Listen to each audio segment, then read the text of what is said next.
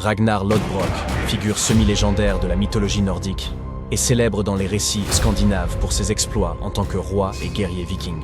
On pense qu'il a vécu au IXe siècle. Ragnar est connu pour avoir mené de nombreux raids en Angleterre et en France, s'établissant comme un chef redouté et respecté. Sa renommée s'est accrue grâce à ses victoires, notamment l'attaque de Paris en 845. Ragnar Lodbrok, à la tête d'une flotte de 120 navires et de 5000 à 6000 guerriers, remonte la Seine jusqu'à Paris.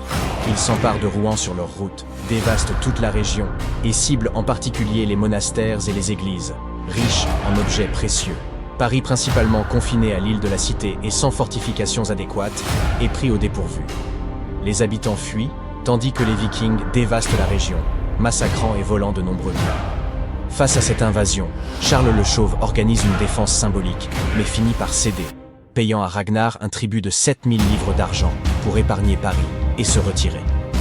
Ragnar respecte plus ou moins l'accord, puisqu'il pille sur leur passage les villes du nord de la France lors du retour de ses troupes vers le Danemark.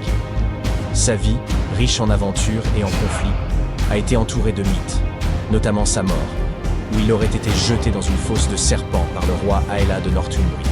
Son histoire a été immortalisée dans diverses sagas nordiques et continue d'inspirer de nombreuses œuvres modernes. Abonnez-vous aux Épopées du Monde pour plus d'histoires fascinantes.